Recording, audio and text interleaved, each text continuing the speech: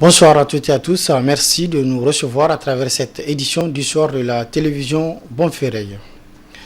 La MINUSMA a plié ses bagages du côté donc du Mali. Les dernières troupes tchadiennes de cette force à se retirer ont laissé un camp rapidement dévisité par les insurgés du Nord appelés terroristes par l'armée malienne. Le Premier ministre malien dénonce une manœuvre sournoise de la part de la MINUSMA. N'est-ce pas, Sidou Karouna? Entamé il y a peu, le processus de retrait des forces de la MINUSMA se referme avec le départ des troupes tchadiennes du Nord Mali. Selon toute vraisemblance, ce départ qui est censé être négocié, contrôlé et coordonné de concert avec l'armée malienne a été précipité aux grandes dames des plus hautes autorités maliennes qui voient dans cette précipitation une volonté de nuire de la part de la MINUSMA. Nous entendons avec la MINUSMA qu'ils vont se retirer de notre pays d'ici le 31 décembre. Les affaires étrangères établissent un chronogramme avec eux. Retrait ordonné, coordonné avec l'armée, sécurisé par les forces armées maliennes. Donc on s'entend qu'on doit se réveiller à midi pour commencer le retrait. On vient à la place, on nous dit que la MINUSMA est partie depuis 6 heures. On dit mais ça c'est quoi ça? Le rendez-vous c'était midi, vous quittez à 6 heures. On vient se rendre compte. En fait, c'est pour nous tromper. C'est pour remettre les bases là aux terroristes. Et j'ai dit que les terroristes ne perdent rien à attendre. On va s'occuper d'eux dans les camps. Hier, notre armée a bousillé deux véhicules blindés qu'ils ont donnés aux terroristes pour combattre les Maliens. Et on va continuer à bousiller tout ce qu'ils ont laissé. Parce que notre armée est décidée. Trop de Maliens sont morts. La présence. Le Premier ministre Choguel Maïga, un historien averti, a tenu à recadrer certaines déviances qui mettent à mal la cohésion et l'unité du Mali. Nous n'allons plus accepter. Et ceux qui sont à la base de cela, qu'on dit que c'est des Maliens, je leur ai dit de venir chez nous. Nous allons discuter. Leur chef est là-bas en France en train de discuter avec les services secrets français. Les jours, ils n'auront pas besoin de lui. Ils vont le jeter comme du citron. Alors qu'ils doivent venir ici discuter. 1989, 2006, 2012, actuellement, tous ces terroristes-là, ils sont venus d'ailleurs pour venir au Mali. Les citoyens maliens, arabes, touaregs n'ont rien demandé à personne. Mais quand ils viennent, ils imposent la violence, tout le monde est obligé de se rallier. Dans les camps de réfugiés, c'est les arabes et les touaregs qui sont dans les camps. Ils ne mangent pas, ils ne font pas l'école. Mais les dirigeants de ces mouvements-là, leurs enfants sont dans les grandes écoles. Ils ont 2, 3, 4 passeports. Ils vont en Europe, ils vont en Amérique, on les reçoit au Sénat, on les reçoit dans les palais. Les enfants de Kidal n'étudient pas depuis trop longtemps. Un discours qui se veut surtout une réponse à un certain narratif entretenu ailleurs et dont la finalité serait de soulever les populations du Nord Mali. Il invite par conséquent les dites populations à ne pas prêter le flanc à de tels discours qui, de toute façon, ne sont tenus que pour servir la cause de leurs tenants. À l'instar des autres pays du monde, le Niger a célébré ce jour la 5e édition de la Semaine mondiale de l'entrepreneuriat, organisée par le réseau des structures d'accompagnement à l'entrepreneuriat au Niger, en collaboration avec ses partenaires Samira Ali Maïga et Ibrahim Ide pour les précisions. Entrepreneuriat des jeunes entre enjeux de financement, résilience et solidarité nationale. C'est autour de ce thème que le Niger célèbre la 5e édition de la Semaine mondiale de l'entrepreneuriat, une semaine mise à profit pour nouer des liens et d'échanges d'expériences entre les entrepreneurs. L'édition 2023 se tient dans un contexte particulier que vous connaissez tous, celui de l'affirmation de notre souveraineté et de notre indépendance économique dont l'entrepreneur doit jouer un rôle important. D'où tout l'intérêt qu'accordent à ce secteur les plus hautes autorités de notre pays, au premier rang desquels son Excellence le général de brigade Abdraman Chani, président du Conseil national pour la sauvegarde de la patrie CNSP, chef de l'État, et son Excellence Lamine Zen Ali Mahaman, Premier ministre. Structure d'accompagnement de l'entrepreneuriat, le RESAN, à travers son premier responsable, a spécifié l'importance de cette semaine. Au sein du RESAN, nous savons combien les activités de nos entrepreneurs sont durement affectées, mais nous savons aussi combien leur détermination est forte à continuer malgré les difficultés à faire vivre l'activité économique et donner satisfaction aux demandes des populations. C'est pourquoi nous avons choisi de placer cette édition de la Semaine mondiale de l'entrepreneuriat sous le sceau de la résilience, notamment pour nos petites et moyennes entreprises ainsi que pour nos jeunes entrepreneurs. Vous devez être résilient et continuer. Toujours de l'être, car comme le dit un proverbe de nos amis chinois qui sont avec nous dans la salle, lorsque souffle le vent du changement, certains construisent des murs, d'autres des moulins à vent. Venus pour l'occasion, les investisseurs chinois ont réitéré leur engagement à accompagner l'État nigérien. Je souhaite, avec le soutien de Excellence, Monsieur le ministre, et les peuples nigériens, encourager les investisseurs à rester au Niger pour le développement de l'industrie. À mon avis, l'industrie, c'est très important pour nous, pour notre Niger, pour tout le monde. Et comme ça, on peut transformer les ressources, l'agriculture, des produits à exporter, à nourrir nous-mêmes. Tout au long de cette semaine consacrée à l'entrepreneuriat, plusieurs activités sont programmées, à savoir des conférences, débats et des cadres d'échange, pour ne citer que ceux-là. Et puis au Front social, les travailleurs nigériens regroupés au sein du cadre l'Union d'action citoyenne ont organisé ce matin une marche pacifique suivie de meetings au niveau donc de la place de la Résistance. Cette action marque la commémoration des 110 jours du CNSP au pouvoir. Plus de précisions avec Youssouf Haïdara.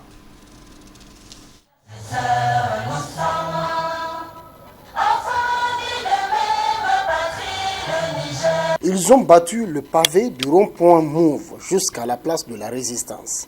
Et ce sont les centrales syndicales des travailleurs nigériens réunis au sein de l'Union d'action syndicale UAS.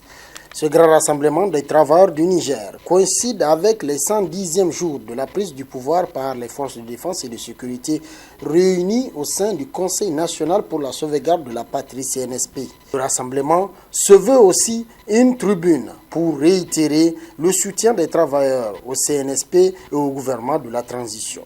On se rappelle que ces événements sont nés de la volonté de nos forces de défense et de sécurité FDS de mettre fin au régime de la 7e République pour améliorer la sécurité des personnes et des biens. Lutter efficacement contre la mauvaise gouvernance, dire non au bradage de nos ressources minières et énergétiques, améliorer le bien-être de la population, protéger l'intégrité de notre territoire contre les attaques perpétrées par des forces du mal sans foi ni loi. Cet événement marquant la prise du pouvoir par les forces de défense et de sécurité a été chaleureusement accueilli par toute la population dans les 4 coins de notre pays. C'est pourquoi l'UAS réaffirme son attachement au respect strict de la souveraineté de notre pays. Les travailleurs nigériens, par la voix de l'UAS, demandent aux autorités de donner un ultimatum à la CEDEAO et à l'UEMOA de revenir sur les sanctions imposées injustement sur le Niger. Du haut de cette tribune, l'UAS Niger demande au CNSP, au gouvernement de transition du Niger et à l'AES de donner un ultimatum à la CEDEAO et à l'UEMOA pour la levée des sanctions injustes, cyniques et inhumaines infligées au peuple nigérien. Fort de quoi, Elle exige le retrait pur et simple des États membres de l'AES de ces institutions communautaires instrumentalisées. Par conséquent, l'UAS Niger demande aux États membres de l'AES de développer des coopérations militaires avec toute puissance qu'ils jugent nécessaire pour préserver l'intégrité de son nouvel espace communautaire et de créer à court terme sa monnaie unique. L'UAS a réaffirmé sa disponibilité pour soutenir la refondation engagée par les autorités, à savoir le CNSP et le gouvernement de la transition au Niger. D'où l'appel lancé à l'ensemble des travailleurs et commerçants pour un engagement patriotique. Le regroupement des associations de la société civile, politique et personnes indépendantes a tenu ce matin une assemblée générale.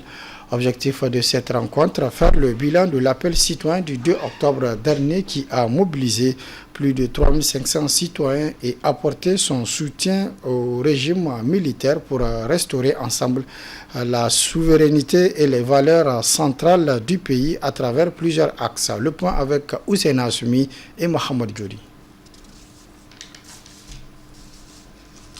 Aux idéaux du CNSP, c'est la quintessence de cet appel citoyen du regroupement des associations de la société civile, politique et personnes indépendantes, soucieuses du devenir du pays à travers cette assemblée générale. Depuis 2020, nous avons lancé un premier appel citoyen dans le cadre de la coalition citoyen, en tout cas pour la République. Et le 2 octobre aussi, avec les nouveaux événements, donc nous avons lancé un appel citoyen pour mobiliser les citoyens. Vous le savez, depuis plusieurs années, notre pays fait face à de multiples défis, notamment pour l'accès aux services sociaux de base, mais surtout des défis sécuritaires. Donc c'était extrêmement important pour nous de lancer cet appel, de mobiliser les citoyens, de continuer à se battre pour restaurer la souveraineté de notre pays, mais aussi les valeurs ancestrales et la dignité au peuple nigérien. À nos yeux, la légitimité c'est imposer à la légalité et à entraîner des questions de souveraineté que le CNSP a posées dans un premier temps sous la forme que les troupes intrusives françaises doivent quitter notre territoire. De l'autre côté, l'embargo illégal, illicite, qui nous a été imposé a entraîné aussi d'autres questions de souveraineté. La souveraineté alimentaire, la souveraineté énergétique, la souveraineté en termes commerciaux et monétaires, qui sont autant de défis que nous pensons apporter notre contribution pour qu'ils soient levés. Présent à la cérémonie, le professeur Albert Wright, technicien de l'énergie solaire, propose des solutions pour relever les défis auxquels le pays fait face depuis le 26 juillet dernier et pour sortir de la dépendance extérieure à travers la valorisation des ressources. Nous avons de l'eau, nous avons de l'uranium, nous avons du pétrole, nous avons de l'or, bref, toutes les ressources minières qui ont servi au fond à bâtir la richesse des autres existent dans notre sol. Qu'est-ce qui nous manque aujourd'hui? C'est l'accès à la capacité d'exploiter et de valoriser ces ressources. Et ça ne peut se faire qu'à travers la formation de notre jeunesse. Et aujourd'hui, les statistiques montrent que la jeunesse africaine aussi est très prometteuse pour l'avenir. Parce que quand on regarde au plan de la démographie, dans un pays comme le Niger avec 27 millions d'habitants, on peut compter aujourd'hui plus de la moitié de cette population qui a moins de 15 ans. Alors c'est un grand espoir pour l'avenir, à condition que les anciens, nous autres, et les moins jeunes, nous nous focalisions sur l'effort d'éducation, de valorisation de ces ressources humaines afin de nous arracher des griffes de la dépendance extérieure. À travers cette mobilisation, les initiateurs entendent continuer à se battre pour la restauration de la souveraineté et la stabilité du Niger. L'objectif est de préserver l'indépendance retrouvée vis-à-vis des ennemis de la nation.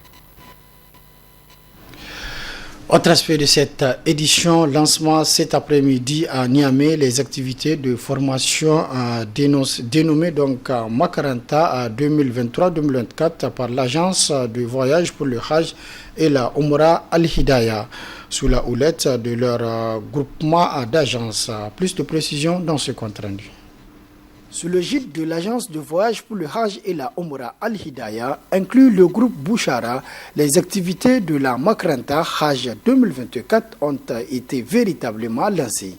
Dans la perspective de cette innovation, une place de choix a été réservée à la formation avec tous ses intérêts. La cérémonie qui nous réunit en ce jour consacre le début de la formation que nous avons dénommée Makaranta Hajj 2024. Au demeurant, la formation occupe une place centrale dans l'accomplissement des rites du Hajj et de la Umrah. Rappelons que l'accomplissement de la Umrah et du Hajj sur la Terre Sainte est loin d'être un voyage simple, mais une adoration en soi. Et qui dit adoration, cela implique au moins la connaissance des bases sur le processus et le comment s'y prendre. C'est pourquoi je lance un appel présent et fraternel à nos frères et sœurs futurs pèlerins pour le Hajj et la Umrah 2024 de venir s'inscrire et amorcer leur versement à temps pour faciliter l'obtention de leurs documents nécessaires. Venu pour la circonstance, le représentant du COHO a souligné l'importance d'une telle initiative et exhorte les futurs pèlerins à s'adonner davantage à cette initiative d'apprentissage et de formation sur les rites du Hajj et de la Umrah. Le COHO encourage cette belle initiative et tradition du sous-groupe Bouchara, Badar et les restes, donc, qui ont l'initiative de commencer la formation très tôt, ce qui cadre parfaitement avec les objectifs du COHO et le nouveau chronogramme saoudien pour une meilleure organisation du Hajj. Au cours du lancement de cette formation dénommée Makaranta Hajj 2024, tous les responsables d'agences venus pour la circonstance ont pris la parole pour saluer et encourager l'initiative, tout en invitant les candidats de se concentrer davantage sur cette formation. La formation se déroulera jusqu'à la veille du départ des futurs pèlerins en terre sainte de l'islam et se déroulera aussi en simultané dans les régions de Maradi, Zander et Tawa. Le comportement du musulman en situation de difficulté au centre du prêche organisé ce matin par les structures musulmanes féminines. À cette occasion, elles étaient nombreuses à effectuer le déplacement au niveau donc de la grande mosquée de Kadhafi de Niamey pour la circonstance. D'autres précisions dans ce compte rendu.